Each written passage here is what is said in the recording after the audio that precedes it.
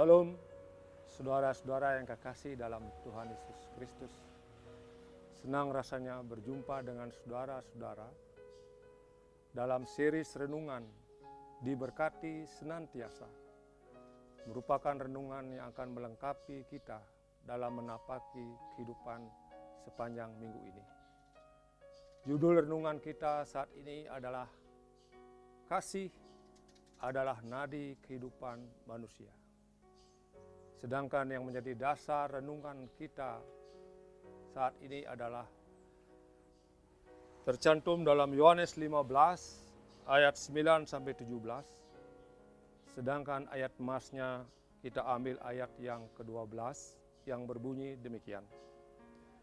Inilah perintahku, yaitu supaya kamu saling mengasihi, seperti aku telah mengasihi kamu. Inilah perintahku, yaitu supaya kamu saling mengasihi, seperti aku telah mengasihi kamu.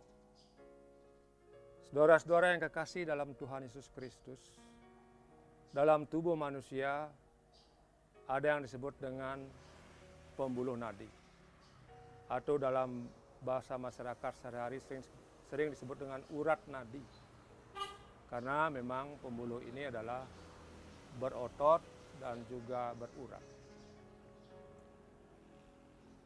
Fungsi daripada nadi ini adalah mengalirkan darah yang membawa oksigen segar dan sari-sari makanan ke seluruh sistem tubuh kita.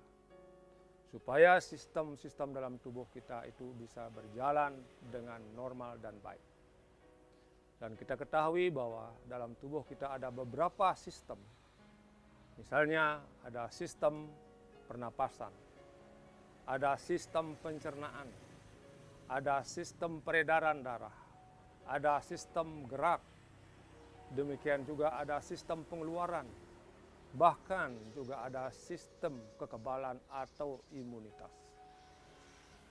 Jika seluruh sistem-sistem ini bisa berjalan dengan baik, karena nadi kita baik, maka dapat dipastikan bahwa pertumbuhan dan perkembangan manusia itu akan menjadi baik dan menjadi manusia yang sehat, kuat, yang memiliki kualitas kesehatan yang prima. Karena tubuhnya sendiri juga mampu melawan penyakit yang mungkin menyerangnya, karena dalam tubuhnya sudah dilengkapi oleh sistem imunitas. Demikian juga sebaliknya saudara-saudara, jika nadi ini menjadi rapuh atau rusak atau tersumbat, baik sebagian maupun seluruhnya, sudah tentu akan menyebabkan kelumpuhan dalam sistem-sistem tersebut. Sehingga akan banyak menimbulkan masalah atau penyakit-penyakit yang muncul dalam tubuh manusia itu sendiri.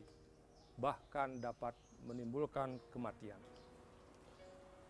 Saudara-saudara yang kekasih dalam Tuhan Yesus Kristus, demikian juga kekuatan dan kualitas hidup dalam suatu organisasi, baik mulai dari organisasi yang terkecil sekalipun, yaitu keluarga,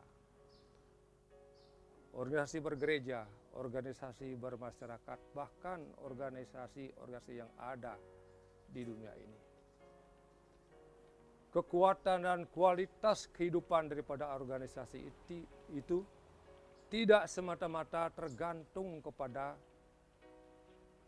sumber daya manusia yang bagus, tidak juga tergantung semata-mata kepada fasilitas yang lengkap, dan juga personil yang banyak, bahkan dana yang cukup mendukungnya. Tetapi ada yang lebih utama, jika personil-personil yang hidup di dalamnya itu sejauh mana dia bisa menjalankan kebenaran kasih itu dalam menjalani kehidupan maupun dalam organisasi tersebut. Karena apa? Karena kasih itu memiliki kekuatan yang luar biasa. Karena dalam kasih itu juga ada kerjasama yang baik. Dalam kasih itu juga ada sifat saling menolong satu dengan yang lain. Ada saling melengkapi, ada saling menasehati. Demikian juga dalam kasih itu ada saling menghargai, saling menghormati, ada kesabaran, ada kerendahan hati.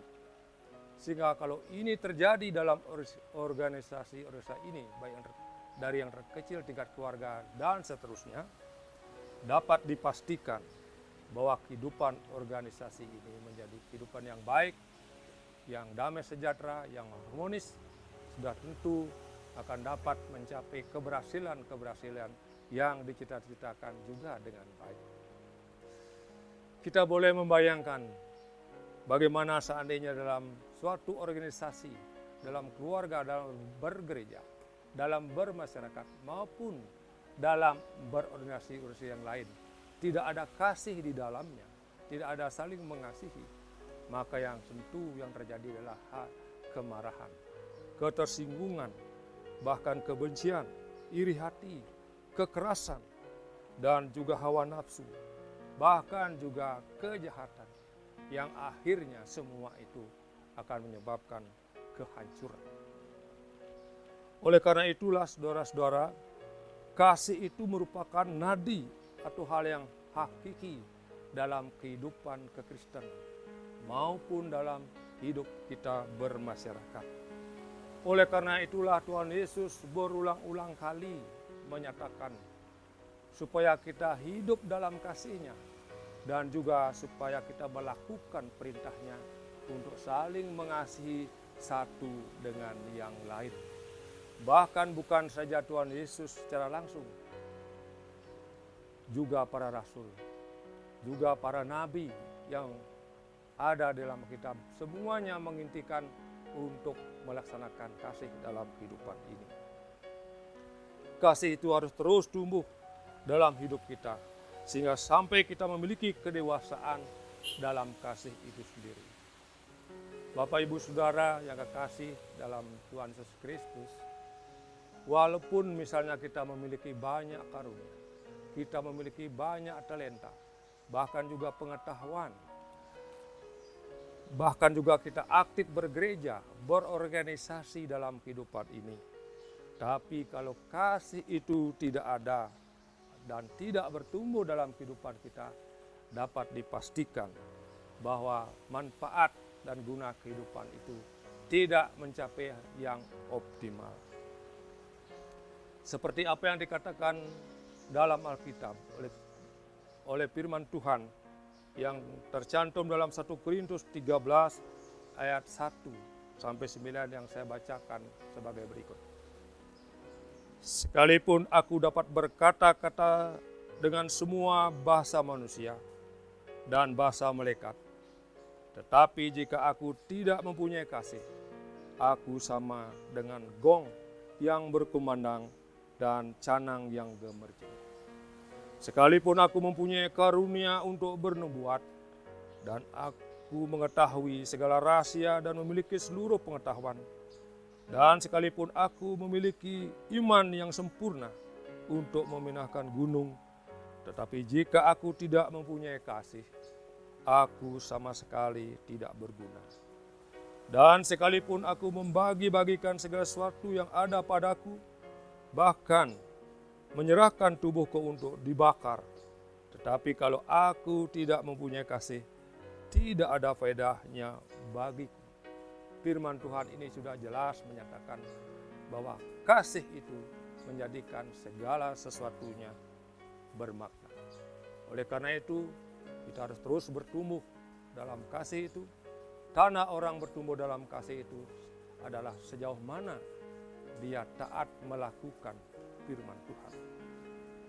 Saudara-saudara yang kekasih dalam Tuhan Yesus Kristus, sebagaimana Tuhan Yesus yang telah taat melakukan perintah Bapanya untuk melakukan hukum kasih itu, sehingga kita dikasihi dan diselamatkan dan diberikan damai sejahtera melalui pengorbanannya di kayu salib. Demikianlah juga kita harus taat kepada perintah-perintah yang diperintahkan kepada kita, yaitu dalam hal ini untuk saling mengasihi satu dengan yang lain. Kita juga harus tetap terus dalam kasih-Nya sendiri, karena dengan demikianlah maka kehidupan kita, baik dalam berkeluarga, baik dalam berjemaat, bermasyarakat maupun dalam organisasi dimanapun kita berada, baik dalam pekerjaan dan pergaulan kita, maka kita akan merasakan damai sejahtera dan keberhasilan demi keberhasilan kita akan raih. Sehingga demikian pula apa yang diharapkan, yang dituntut oleh Tuhan Yesus untuk kita berbuah, itu juga kita akan hasilkan. Bagaimana kita ketahui bahwa buah-buah itu dalam hal ini ada 3 buah. Yang pertama adalah buah-buah roh yang terdapat dalam Galatia 5 ayat 22 sampai 23, yang mengintikan bahwa dalam kehidupan kita harus selalu ada kasih, sukacita, damai sejahtera, kesabaran, kemurahan, kebaikan, kesetiaan, lemah lembut, dan penguasaan diri. Kalau ini ada dalam kehidupan kita setiap hari, itulah merupakan buah-buah roh yang dikenaki oleh Tuhan Yesus Kristus. Yang kedua adalah buah-buah penginjilan, yaitu jiwa-jiwa baru. Hari ini sesuai dengan amanat agung yang diamanatkan oleh Tuhan Yesus, bahwa kita harus pergi memberitakan kabar keselamatan bagi saudara-saudara kita yang belum percaya dan mengenal Tuhan Yesus Kristus. Karena itulah sebetulnya tugas kasih kita yang hakiki dalam dunia ini. Yang ketiga, kita harus menghasilkan buah, yaitu iman yang teguh dari generasi-generasi. Jadi bagaimana kita harus menyampaikan iman dan pengharapan dalam Tuhan Yesus kepada generasi kita, agar dia juga tetap beriman teguh kepada Tuhan Yesus Kristus dari generasi kita dan generasi seterusnya. Saudara-saudara yang dikasihi oleh Tuhan Yesus Kristus, oleh karena itu marilah terus kita bertumbuh dalam kasih Kristus, dan untuk mentaati perintahnya, yaitu untuk saling mengasihi satu dengan yang lain, agar hidup kita mengalami damai sejahtera dan meraih keberhasilan demi keberhasilan. Dan dari sana juga kita akan bisa menghasilkan buah, dan jika sudah menghasilkan buah, apapun yang kita minta kepada Bapa dalam pelayanan-pelayanan kita, maka Bapa akan mengabulkan. Asal itu kita minta di dalam nama Tuhan Yesus Kristus. Sebagaimana juga yang dikatakan dalam firman Tuhan dalam renungan kita hari ini, yang terdapat dalam Yohanes 15 ayatnya yang ke-16 sampai 17, yang berbunyi demikian. Bukan kamu yang memilih aku, tetapi akulah yang memilih kamu, supaya kamu pergi dan menghasilkan buah, dan buahmu tetap, supaya apa yang kamu minta kepada Bapa dalam namaku, diberikannya kepadamu. Dan inilah perintahku kepadamu, kasihilah seorang akan yang lain.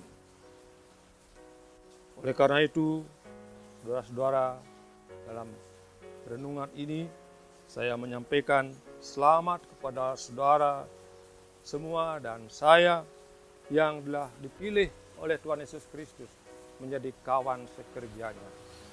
Selamat juga menjalankan perintah-perintahnya untuk mengasihi sesama. Dan selamat menghasilkan buah-buah yang diharapkan oleh Tuhan Yesus Kristus.